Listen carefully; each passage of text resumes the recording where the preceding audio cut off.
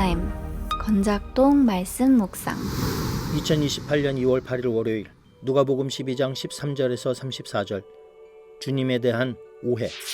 무리 중에 한 사람이 이르되 선생님 내 형을 명하여 유산을 나와 나누게 하소서 하니 이르시되 이 사람아 누가 나를 너희의 재판장이나 물건 나누는 자로 세웠느냐 하시고 그들에게 이르시되 삼가 모든 탐심을 물리치라 사람의 생명이 그 소유에 넉넉한 데 있지 아니하니라 하시고 또 비유로 그들에게 말하여 이르시되 한 부자가 그 밭에 소출이 풍성함에 심중에 생각하여 이르되 내가 곡식 쌓아둘 곳이 없으니 어찌할까 하고 또 이르되 내가 이렇게 하리라 내 곳간을 헐고 더 크게 짓고 내 모든 곡식과 물건을 거기 쌓아두리라 또 내가 내 영혼에게 이르되 영혼아 여러 해 쓸 물건을 많이 쌓아두었으니 평안히 쉬고 먹고 마시고 즐거워하자 하리라 하되 하나님은 이르시되 어리석은 자여 오늘 밤에 내 영혼을 도로 찾으리니 그러면 내 준비한 것이 누구의 것이 되겠느냐 하셨으니 자기를 위하여 재물을 쌓아두고 하나님께 대하여 부요하지 못한 자가 이와 같으니라.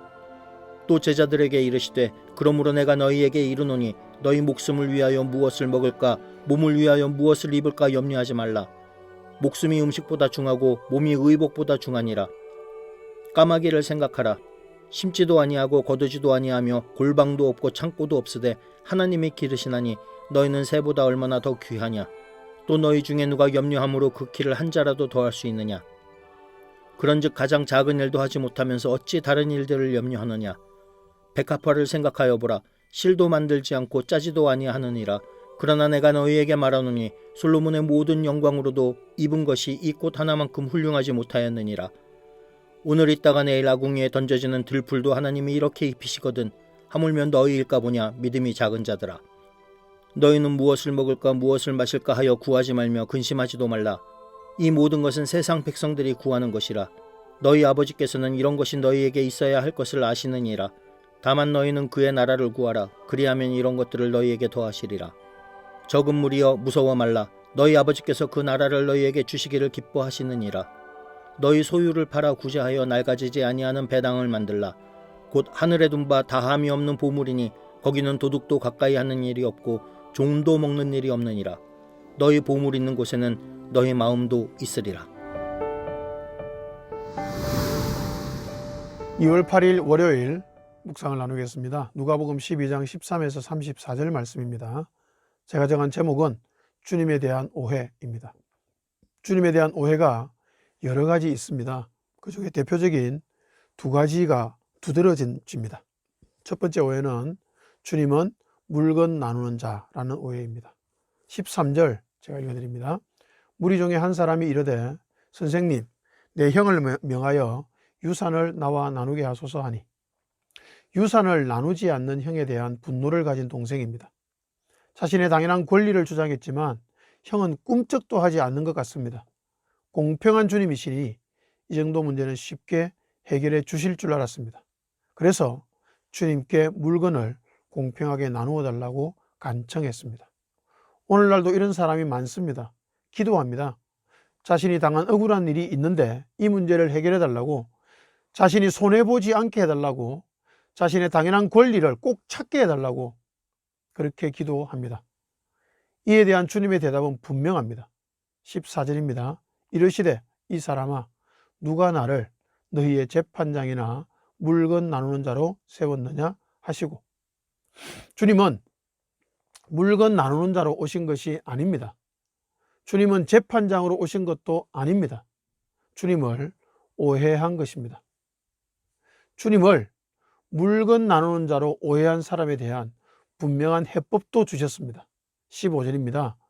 그들에게 이르시되 삼가 모든 탐심을 물리치라 사람의 생명이 그 소유의 넉넉한 데 있지 아니하니라 하시고, 공정하게 물건을 나누어서 생명을 얻는 것이 아니라 나의 권리를 찾아서 생명을 얻는 것도 아니라 탐심을 물리치는 것만이 생명을 얻는 길입니다. 두 번째 오해인데요. 주님은 내 삶과 상관이 없다라는 오해입니다. 주님이 부자 비유를 하셨습니다. 전형적으로 주님과 상관없는 삶을 사는 사람이었습니다. 밭에 소출이 풍성합니다. 근데 걱정이 있죠. 소출을 쌓아둘 곳이 없다는 걱정입니다. 곡간을 헐어 더 크게 짓고 모든 곡식과 물건을 쌓아두리라고 결정합니다. 그리고 자신의 영혼에게 말합니다. 뭐라고 말하냐면 내 영혼아 여러 해 쓸 물건을 충분히 쌓아두었으니 이제 평안히 쉬고 먹고 마시자 라고 말하죠. 자신의 삶을 곡식과 재물의 풍성함에 걸고 살아가는 사람이었습니다. 여러분, 이 삶은 대부분의 사람들이 꿈꾸는 삶입니다. 통장에 돈이 충분히 있어서 노후를 완벽하게 대비하는 삶, 돈에 대해서는 걱정이 없는 삶, 그 삶을 대부분의 사람들이 꿈꾸죠. 그러나 이에 대한 주님의 대답은 분명합니다. 20절입니다. 하나님은 이러시되 어리석은 자여 오늘 밤에 내 영혼을 도로 찾으리니 그러면 내 준비한 것이 누구의 것이 되겠느냐 하셨으니. 여러분, 이 부자는 어리석은 사람입니다. 세상에서 가장 어리석은 사람이 재물을 쌓아두고 그것이 자기 생명을 지켜준다고 믿는 사람입니다. 재물은 영혼을 지켜주지 못합니다. 세 번째, 그럼 주님의 관심은 어디에 있었을까요? 주님이 물건 나누는 분이 아니고 나의 삶에 상관하지 않는 분도 아니심은 분명한데 그러면 주님의 관심은 어디에 있을까요? 21절입니다. 자기를 위하여 재물을 쌓아두고 하나님께 대하여 부여하지 못한 자가 이와 같으니라. 나의 물질적인 삶에 대해서 주님이 무관심하지는 않으십니다. 그러나 성경에서 말하는 물질에 대한 관점은 분명합니다. 일용할 양식으로 만족하는 것입니다. 그리고 재물을 쌓아두는 것은 주님과 상관없는 것이다 라는 것입니다. 일용할 양식을 넘어서서 소유하고픈 모든 욕망은 탐욕입니다.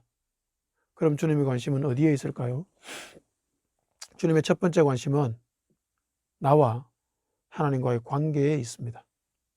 나를 하나님께 대하여 부여하게 하려고 주님은 이 땅에 오셨습니다. 나와 하나님과의 관계를 화해시키려고 주님은 십자가에 죽으셨습니다. 먹고 사는 문제가 중요하지만 언제나 더 중요한 것이 있습니다. 나의 영혼의 문제요, 나와 하나님과의 관계의 문제인 것입니다. 사람의 생명이 그 소유의 넉넉한 데 있지 않습니다. 사람의 생명은 오직 하나님과의 관계의 풍성함에 있습니다. 소유에 집착하지 않고 하나님과의 관계에 집중하시는 저와 여러분 되시기를 축복합니다. 아멘.